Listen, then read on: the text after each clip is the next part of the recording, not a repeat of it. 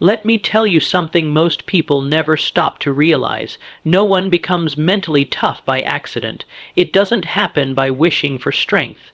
It happens when a person makes a decision so clear, so vivid, so absolute in their mind that nothing can distract them from it. That decision, the clarity of purpose, is the birthplace of mental toughness. You see, the world is filled with people who start things. They start businesses, they start diets, they start new habits, they start chasing dreams. And then what happens? The first setback comes and they stop. They didn't fail because they lacked ability. They failed because they lacked clarity. They didn't know why they were doing it, so quitting seemed like an option. But when a person knows exactly what they want, and more importantly, why they want it, quitting becomes irrelevant. Discomfort becomes manageable. Fear becomes noise.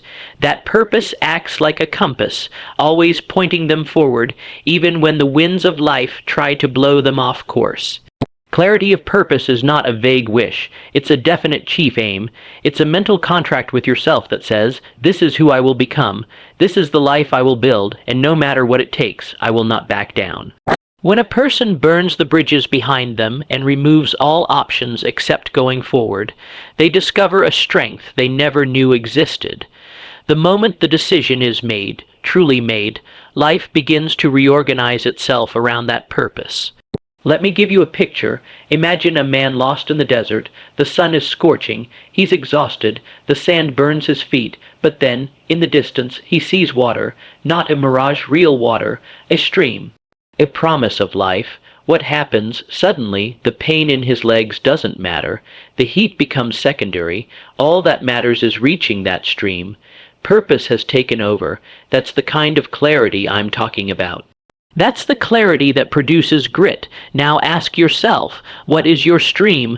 What do you want so badly that you're willing to suffer for it, fight for it, keep going through every delay, every rejection, every lonely day where nothing seems to be working? What would light you up so fiercely on the inside that every excuse and distraction around you would burn away? People think mental toughness comes from just being strong or fearless. No, it comes from having a reason that makes giving up more painful than pushing through. When the fire inside of you burns brighter than the fire around you, nothing can stop you. But here's the trap most people fall into. They confuse movement with progress. They stay busy. They chase 10 different goals at once. They drift, and drifting is the enemy of power. You can't build mental toughness if your mind is scattered across a dozen directions.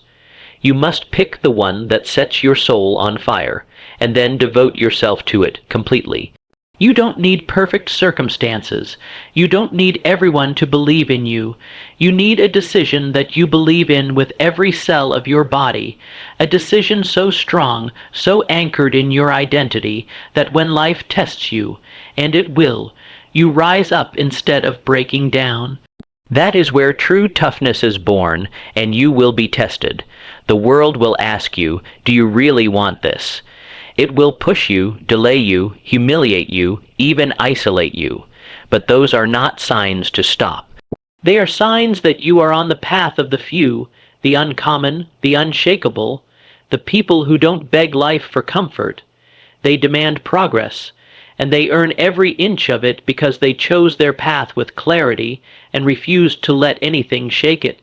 So if you want to build unstoppable mental toughness, stop waiting to feel strong, decide where you are going, and why it must happen. That decision is the seed. Water it with belief, guard it with discipline. Fuel it with emotion, and keep walking toward it, no matter how long the road becomes.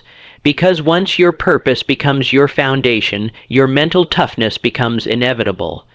Let's talk about the voice inside your mind, the one that's always speaking, even when no one else is around. That voice is either your greatest ally or your most dangerous enemy. Most people never learn how to control it. They let it wander like an undisciplined child, jumping from fear to doubt, from complaint to excuse, from hesitation to defeat. But those who master that inner voice, they develop a mind so powerful that nothing outside of them can shake what's inside of them. You see, mental toughness isn't just about how much pain you can endure. It's about what you believe while you're enduring it. And belief is shaped by what you constantly tell yourself. If your inner conversation is filled with hesitation, I don't know if I'm good enough, or what if I fail, then your mind becomes a breeding ground for weakness. It's not the obstacle that stops you, it's your thoughts about the obstacle. Now imagine this.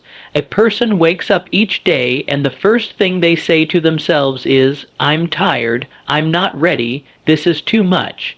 Do you think that person is going to be mentally strong? Of course not. They're defeated before the day even starts. But if that same person wakes up and declares, "Let's go, this is my time, I'm built for this," they step into life with a different posture, shoulders back, eyes forward, ready to conquer instead of retreat.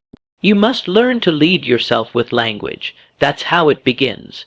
You have to take full command of your thoughts, like a general takes command of his troops before a battle. You give them direction. You give them purpose. You do not let them run wild, because when your mind runs wild, your life runs weak. There's power in repetition.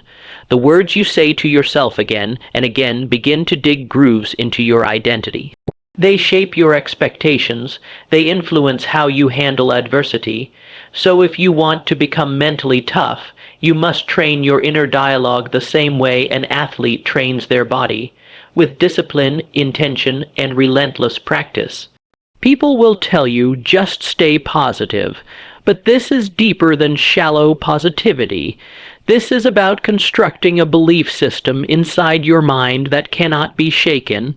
It means looking in the mirror, even on your worst day, and saying, "I've still got something left. I'm still in the fight. I don't stop when it's hard. I get sharper." And you know what? At first, it feels fake. You'll say the words and your emotions won't match. You'll declare strength and still feel weak. But say them anyway. Over time, those declarations begin to turn. They go from being forced to being true. Because what you repeat with conviction becomes what you believe, and what you believe becomes how you behave. Speak strength and you will act with strength. Speak fear and you will act with fear. Mental toughness is not the absence of negative thoughts, it's the mastery of them. It's having a storm in your head and still choosing your direction. It's hearing the voice that says, "You can't," and responding, "Watch me." It's replacing the questions that weaken you, like, "What if I fail?" with questions that empower you, like, "What must I do to rise?" And don't just wait until the crisis to train your mind. Speak power into your life daily. Condition it. Strengthen it. When times are good, that's your training ground. So when the pressure comes, and it will come, you're not scrambling for belief. You've already built it. You've already practiced it. You're not hoping to be tough. You know you are. Remember this. You are the gatekeeper of your thoughts. You decide who gets to speak in your mind. And if the voice doesn't lift you, doesn't guide you, doesn't toughen you, it has no business taking up space in your head. Replace it, rewrite it, rebuild it. Do it until that inner voice is no longer a whisper of doubt, but a roar of determination. Because once your mind learns to speak strength, the world has no choice but to listen. Most people run from discomfort like it's the enemy. They dodge it, delay it, and disguise it with distractions. But those who become mentally unstoppable, they do the opposite.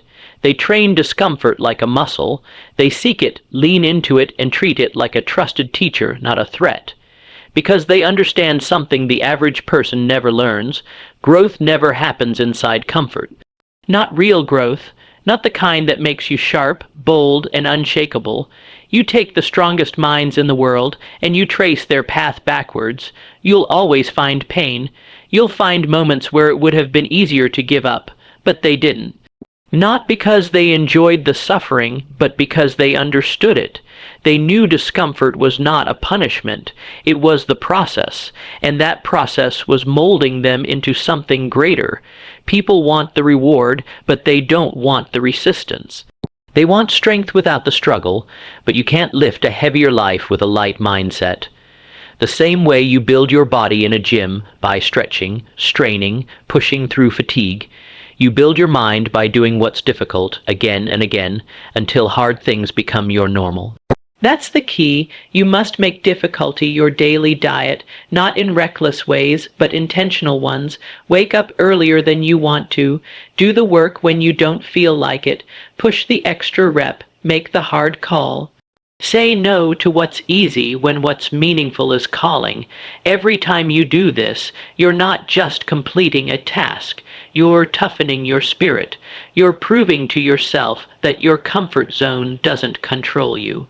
You control it. Discomfort is where the mind learns its real limits, and most of those limits are lies. You think you're tired, push for 5 more minutes. You think you're done, take 1 more step. That's where the breakthrough lives. It doesn't live in what's easy. It lives in the stretch, in the burn, in the choice to continue when everything inside you screams to stop. You've got to become a student of pressure, not a victim of it. Every situation that challenges you, that makes your hands sweat or your heart race, that's not something to avoid, that's something to use. It's a signal that you're on the edge of expansion. And if you meet it with the right mindset, not fear, not frustration, but curiosity and courage, you grow stronger, wiser, and more equipped to handle the next battle. It's like steel being forged. You don't strengthen steel with comfort. You strengthen it with fire. With repeated blows, with intense heat and pressure, and the stronger the steel is meant to be, the more it must endure. You are no different. If you desire a life of impact, of strength, of meaning, then discomfort is not a curse. It's a calling, and you must learn to answer it. Now, I'm not telling you to suffer needlessly. I'm not telling you to be reckless. What I'm saying is this. If you avoid every challenge, every fear, every inconvenience, you will never discover how powerful you really are.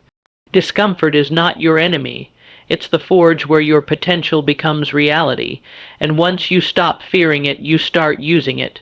You start welcoming it, and in doing so, you unlock a deeper level of confidence because now you know. Whatever comes, you can handle it. So the next time the task feels too heavy, the goal feels too far, the road feels too steep, don't run, step toward it, one small decision at a time. Let each hard moment be proof that you're no longer ruled by ease.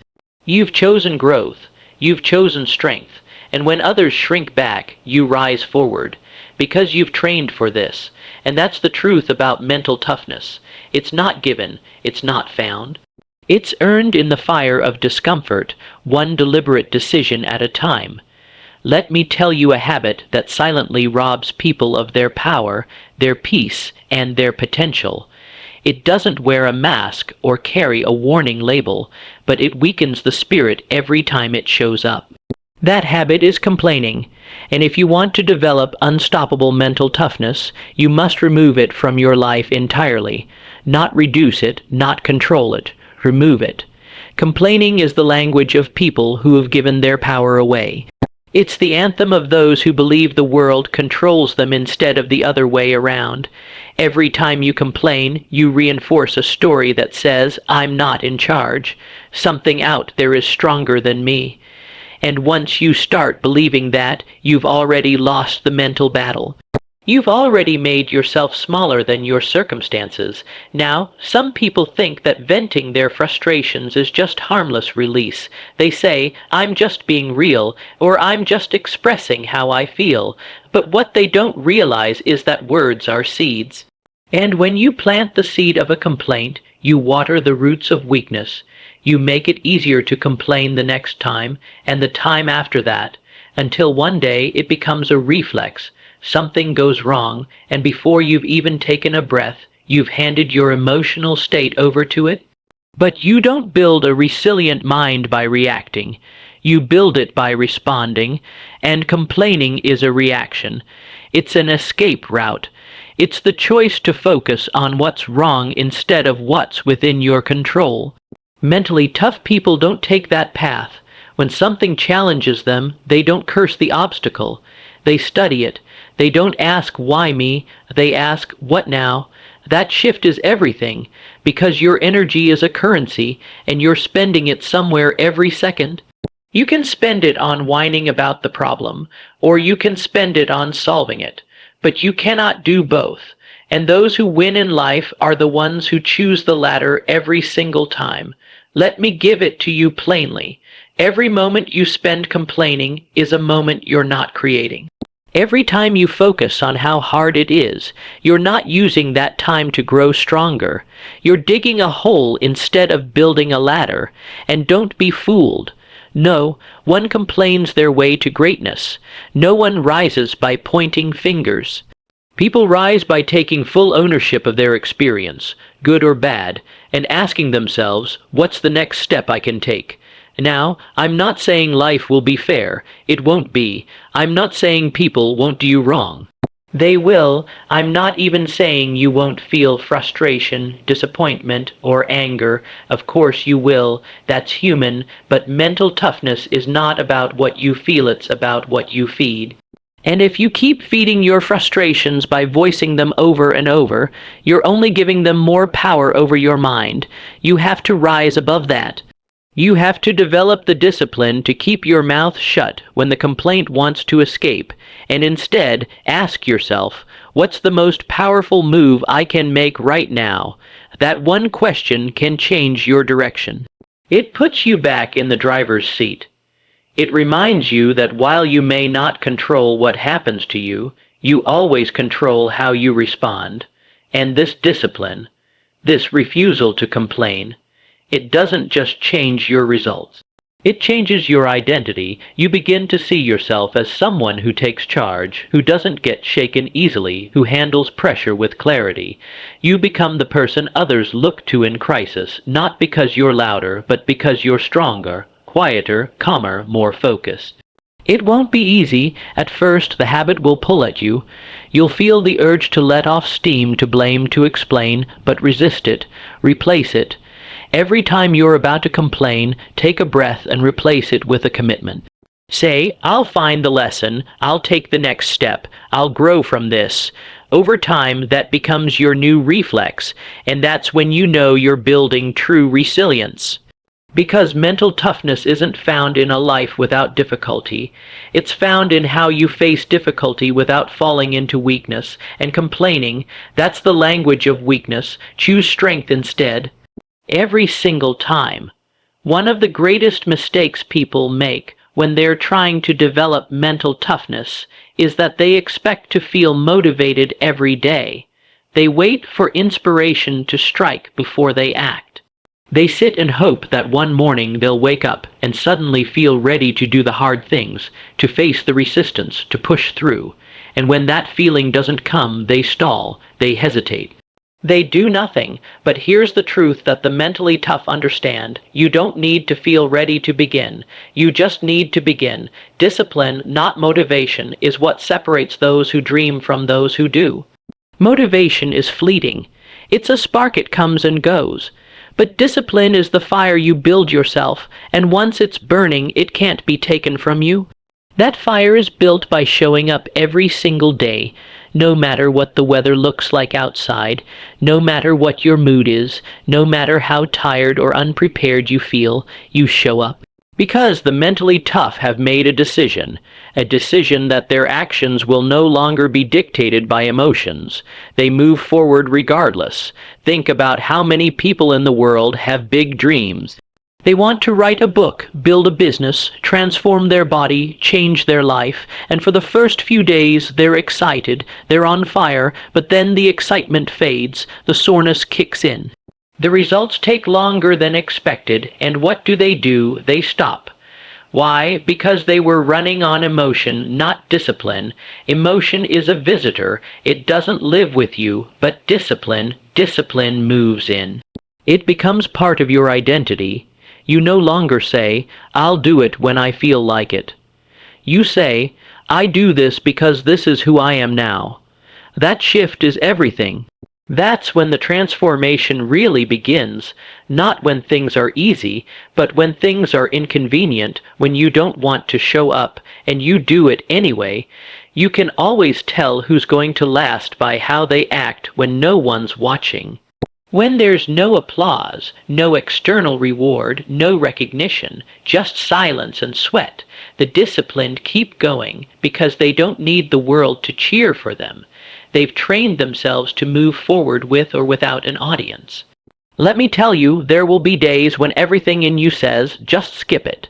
Days when the bed feels too warm, the excuses feel too valid, and your mind whispers, you've earned a break. And maybe you have earned a break. But mentally tough people don't ask what they've earned. They ask what they're committed to. They choose their future over their feelings, and that choice, made over and over again, becomes a force no setback can stop. Discipline is built in the small, ordinary choices. It's built in how you start your day, how you end it, what you do when the alarm rings, what you say when distractions appear. Each of these moments is a vote cast for the person you're becoming. Most people think discipline is about restriction, but it's not. It's about freedom. It's about earning the freedom to trust yourself, to know that when you say you're going to do something, you'll do it, no matter how you feel. That's power, that's self-respect, and if you fail, if you slip, you don't sulk, you don't spiral, you get up, you realign, you recommit, because the disciplined don't seek perfection, they seek progress. They understand that one bad day doesn't cancel the mission. It's just a test of how quickly they can recover and return to form. That's part of the discipline too, not just the ability to stay consistent, but the ability to return to consistency quickly after a stumble. You want to build mental toughness. Start by keeping your word to yourself. No one else has to know, no one else has to see it, but you will know, and that integrity, those private victories, that's what builds the public win. That's what builds unshakable confidence, because discipline reminds you every day you don't need to feel like it, you just need to do it. There is one thing above all that determines whether a person will stand firm when the storms of life hit, or whether they'll crumble, their purpose. Not the shallow kind of purpose that changes with moods or seasons. I'm talking about a deep, soul-level reason that pulls you forward when everything around you tells you to stop. When you have that kind of purpose, your pain starts working for you, not against you. Obstacles become fuel, resistance becomes direction, and struggle becomes sacred, because you know it's shaping you into the person your purpose requires you to become. Most people never tap into this. They drift through life guided by convenience and comfort. They do things because someone told them it was the right thing to do, or because it's what everyone else is doing. But when the pressure rises, when life demands more than they are used to giving, they fall apart. Why? Because they never decided what they're truly living for. And if you don't have a reason that's bigger than your excuses will always win. You've got to know why you're getting up early, why you're choosing discipline over distraction, why you're facing fear instead of running from it. When your why is strong, the how becomes manageable, the weight gets lighter, the path becomes clearer. Because now your pain has a purpose, and a person with purpose can withstand far more than someone simply chasing pleasure or success. Pleasure fades. Success alone won't sustain you, but purpose is the fire that keeps burning even when the winds howl and the lights go out. Think about the strongest people you've ever known or read about. They weren't handed easy lives. They weren't immune to failure, rejection, or heartbreak. But they were anchored. They had something inside them that told them, this fight is worth it. And when life pushed them down, that purpose pulled them back up. That's what separates those who endure from those who escape. But here's the catch. Purpose doesn't come find you. You have to create it. You have to decide what matters deeply enough that you're willing to suffer for it. Not everything is worthy of that kind of devotion, but some things are. Some missions are worth the pain. Some visions are worth the sacrifice. You've got to identify what those are for you. Is it your family, your faith, a dream that's been sitting inside you, waiting for your courage to wake it up? Get clear on it, write it down, burn it into your mind until it becomes your default focus in every dark moment. And don't wait for life to slow down to find your purpose. Don't wait for things to be easier or for some sign to show up. Make the decision now. Decide that your life will mean something, that your struggle will mean something. Because once you do that, you'll start to rise in the middle of storms you used to run from. You'll start to see setbacks as stepping stones instead of signs to quit. And suddenly, the pain you used to resent becomes the very thing that sharpens your edge. There will be times when everything in you will want to quit, when the progress is slow, the results are invisible, and your energy is running low. In those moments, you won't find strength in comfort. You won't find it in applause, you'll find it in your reason. You'll remember why you started, and that why will whisper one more step, and then another and another, until quitting isn't even an option, because walking away would mean turning your back on something too important to abandon. This is how mental toughness is built, not just in action, but in alignment. When your mind, heart, and purpose are all moving in the same direction, there's no force strong enough to pull you off course for long. You might slow down, you might bend under pressure, but you won't break, because your foundation isn't built on emotion. It's built on conviction. So if you want to become mentally unstoppable, don't just build habits, build meaning. Don't just chase goals, build reasons. Make your life about something bigger than your comfort, and you will find strength you never knew you had. Because when your reason is strong enough, your resolve becomes unbreakable.